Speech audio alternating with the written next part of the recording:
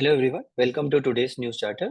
Before beginning with the most important topics in news for today, we will start with a prelims practice question. So take a look at this question.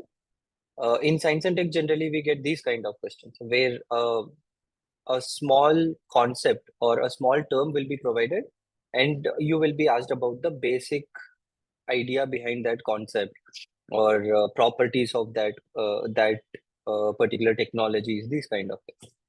So you should be aware of it. In the recent times, pulsars have regularly been in news because NASA has shown too much interest in studying pulsars, and India has also shown interest in studying pulsars, black hole, wormhole, etc. So you need to know about it. Four things are given, and which among the following statement explains the celestial object pulsar? Number one, density of pulsars are generally very less, which is a wrong statement. Usually, when it comes to any space-based objects, density will be high. There are very few objects where density is less. So this is wrong. They are called as the lighthouses of universe, of course. The term pulsar itself shows that pulse of light gets emitted from the body. So it is called as the lighthouse of the universe. They are called as pulsars because they emit irregular pulses of radio waves and electromagnetic waves. They do not emit irregular pulses, they actually emit regular pulses. So this statement is also wrong. Pulsars are the beginning stage of a star? No. Actually, what happens is the star, when it comes to an end, it becomes or it gets converted into pulsar. All stars does not get converted into pulsar. Certain stars with certain amount of density gets converted into pulsars. So this is also a wrong statement. The statement B is correct. So let's start with JN.1 subvariant of Omicron. So in the recent times, again, this COVID scare has been increasing, and the government has told there is nothing to worry. This is just one more variant of Omicron. But from examination point of view, what do you need to know? JN.1 subvariant of Omicron is designated as a variant of interest by World Health Organization. Here, what we should care about is it has not been termed as the variant of concern. It has been termed as a variant of interest. That means World Health Organization has told we need to study about it, but we do not have to be too much concerned about this strain. It might not result in a big pandemic or anything of that sort. The genetic material of the circulating viruses, it keeps changing every now and then, and that is the reason we get different subvariants all the time. Whatever virus is there, they keep changing their genetic material regularly. The RNA keeps changing regularly. So because of this, different variant circulates, but there are very few variants which can result in huge surge in disease or anything of that kind. The natural infections which have happened in addition to the vaccine shots has actually increased the immunity of the humankind. So here what we should consider is hybrid immunity. Hybrid immunity means people have been given vaccine shots that has resulted in increase in immunity of the people. Apart from that, most of the people have been attacked by the virus in some way or the other. So this has further resulted in increase in the immunity. So both of these combined together, immunity of the people have increased, which we call as hybrid immunity, due to which we don't have to worry about Omicron at present. From mains examination point of view, what you need to know is we have a lot of threat for a pandemic. It can be Omicron, it can be the initial COVID variants, or it can be some new diseases. But how we should be prepared for this? What measures we should be taking whenever a new threat arises? That can be asked in the mains examination. So what we should do is we need to increase genome sequencing. Whenever a new variant is found, whenever a new threat is coming up, immediately find out the entire genetic material so that it will be easy to design vaccines for such viruses. Science communication need to be provided, and it should be more interactive in nature, where people and the experts should be interacting to each other so that proper information can be provided. It can be an app, or it can be some web-based application. It can be some kind of chatbot. Whatever it is, it should be interactive in nature. Public communication messaging should be a routine. Whenever any kind of pandemic threat is there, the government should immediately do mass messaging to the people so that people will be aware of the things. And at present, a lot of fake news gets spreaded, so people do not think a lot whenever some news comes in WhatsApp or Instagram or anywhere. But when it comes from the government directly, that will be given importance. Wastewater surveillance is a very important method which we should always take care. By wastewater surveillance, what I mean is the wastewaters, the municipal wastewater in a city, or the wastewaters which are getting accumulated in some wells or ponds, all these wastewater should be tested regularly to find out if there are any strains of a virus or bacteria which is new, which can become lethal, and improving the provision of required services at health facilities. So these are all the measures which you can provide if they are asking a question on how to prevent big pandemics. Exposat has been in news. We have already discussed about it 2 days ago.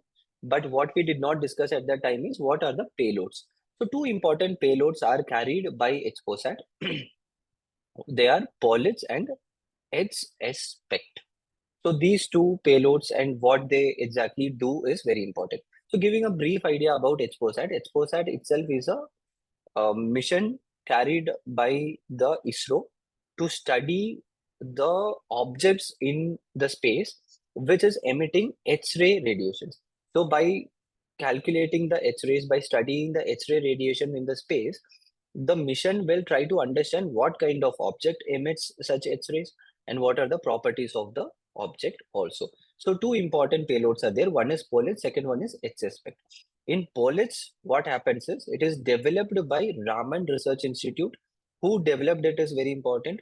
Raman Research Institute in Bangalore developed it in collaboration with UR Rao Satellite Center. What is the major work which the POLITS will be doing? It will assess the degree and angle of polarization. POLITS is rhyming with polarization. So you can clearly remember it. Polarization means what? When light enters a different medium, what kind of changes happen in light? That is polarization. Light getting polarized by entering a particular medium. So when you study about it, you will understand what kind of light it is, what is the property of this particular light, so what kind of material could have emitted this light. Second one is X-ray spectroscopy and timing. Spectroscopy means what? Spectroscopy, spectrometer, it is related to studying the innermost structure of a object. So in order to study the structures, compositions of space objects, we have given this particular measure, that is HSPECT. It is created by ISRO's UR Rao Satellite Center. It will gather spectroscopic data in 0.8 to 15 keV range. Range is not important. What is important is what kind of study we are doing. So two important studies we are carrying out. India-South Korea relationship. From mains examination point of view, India-South Korea relationship becomes extremely important. For every country, what you have to do is, from GS2 point of view, international relationship, you need to have a detailed notes of at least 1 or 2 pages. You need to have certain important measures or certain important initiatives taken by India to develop good relationship with these countries. So in this aspect, when we talk about India-South Korea relationship, the relationship started in 1973. The formal diplomatic relationship started in 1973. So here you can very clearly see 2023 to 1973, 50 years. So we have celebrated 50-year anniversary of India-South Korea relationship. And this is the reason this particular topic is very important for UPSC mains examination in 2024. So what are all the steps we have taken? Strategic partnership was developed between India and South Korea in 2010. This strategic partnership later elevated to special strategic partnership in 2015. That means we can trade in weapons, we can provide weapons, we can import or export weapons, we can develop the economic relationship between both countries, we can develop the foreign direct investment from India to South Korea, from South Korea to India. We can develop a free trade agreement. So such measures, such as special strategic partnership, enable us to develop the relationship in a better way. The trade and economic relations gathered momentum following the implementation of SEPA, that is Comprehensive Economic Partnership Agreement. It is one kind of free trade agreement. It was implemented in 2010. Korea Plus Initiative. So what is this Korea Plus initiative? It was started to promote and facilitate Korean investment in India, more Korean foreign direct investment in India. Korea India SME and Startup Center was launched in Gurugram in 2019. So that because Korea is very well known for their small and medium enterprises. Korean economy itself developed because they started small and medium enterprises in electronics and very critical infrastructures. So we also need such kind of measures in India. So Korea, India, SME and Startup Center was started. I hope you all know about the Act East policy of India, in which India has told that we will try to develop relationship with Eastern countries. South Korea is a eastern neighbor of India, eastern country from Indian point of view. So this Act East policy of India coincides very well with new southern policy of South Korea. So just like how India has told that we will try to develop good relationship with the eastern countries, South Korea themselves also told that we will try to develop a better relationship with South Asian countries. This was focused more on India only. So these are all the most significant and important topics you need to focus from mains examination point of view. EPFO and EPF has been in news. You do not have to know the in-depth detail when it comes to EPF. There has been a judgment in 2022, and people have been worried about EPFO and the EPF policy a lot. But these things are very technical in nature. Usually, UPSC will try to avoid such topics, but you need to know the basics. So, what exactly is EPFO? EPFO was established by an act of Parliament of India. Very important. It was established based on an act to provide social security to workers working in India. Under which ministry does it come? Under Labor and Employment Ministry. Some basic details about the pension scheme, that is Employees Provident Fund Scheme, EPS. The pension for the employees in the organized sector is very important, after the retirement at the age of 58 years. Both employer and employee will contribute 12% of the employee's monthly salary. Very important point. Both employer and employee will contribute. The EPO scheme is mandatory for workers who draw a basic wage of 15,000 per month. So these are just facts, but for prelims examination, you also know that these kind of questions can come. So you need to be aware of it. Important points from mains examination point of view. These things you can use very well in your answer writing, mains answer writing in GS3, whenever you are getting a question on climate change or India's initiatives, global warming, etc., you can generally use these kind of points.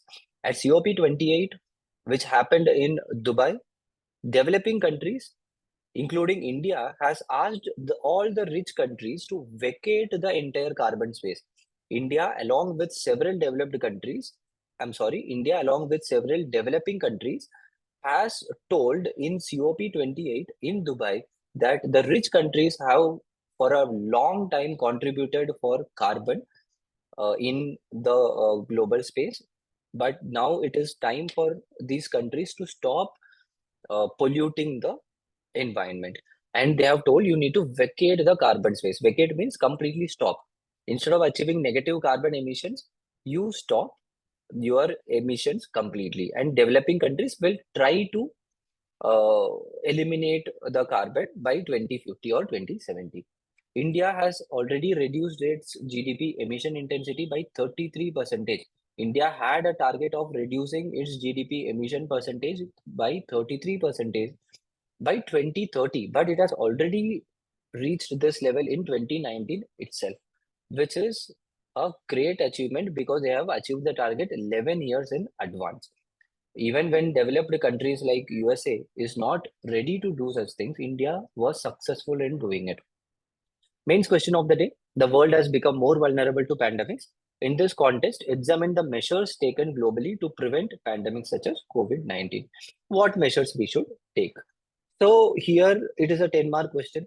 First, you have to write a little bit about how vulnerable world has become to pandemics. Some 4 5 points. That's it. Then you start to examine the measures. What kind of measures World Health Organization is doing? G20 has been doing some measures.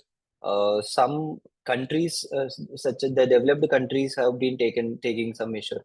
The Global Vaccine Initiative. India has been taking some measures. So you can mention all those things and you can examine whether it is enough or not. And for this, it is better you provide a way forward. From prelims point of view, when it comes to science and technology, such topics are extremely important. So black hole, what exactly is black hole? Black holes are regions of space-time where gravity is so strong that even light cannot escape from the black hole. Even light gets completely sucked into the black hole. So how it is formed? It is formed when a massive star collapses in itself. Stars which are 100 times, 1,000 times bigger than sun, when they collapse completely within itself, the gravity will be extremely high and the mass will be extremely high that the entire space time continuum will be warped and a black hole will be formed with extremely high amount of gravity. In a black hole, even if light is getting sucked in, that means there is no light getting emitted outside. So how do we study a black hole? So for this, what we do is whenever matter gets absorbed into the black hole, it undergoes a process known as accretion. When in this particular phenomenon, what happened is the attracted matter accelerates and heats up in a very big way. When the object gets heated up, a lot of X-rays get released. And so if we have a X-ray spectroscopy or X-ray telescope, we can easily read the X-rays, and based on that, we can try to come up with the picture of the black hole. So when we talk about black holes, three different types of black holes we generally classify. One is stellar black hole. Stellar black hole is the collapse of a single massive star will result in stellar black hole. Intermediate black hole means those black holes where mass are between 100 and 1 lakh times of the sun. And supermassive black holes are those black holes where the mass will be ranging from million to billions of times of the sun. So these are the basic points you need to know from black hole. About black hole. Why I have discussed it here? Because India has released their X-ray spectroscopy mission recently. So it is the most important phenomena which they will record is black hole. So that is why you should be knowing about it. For prelims examination, it becomes extremely important. So that will be all for today. All the best. We'll meet tomorrow.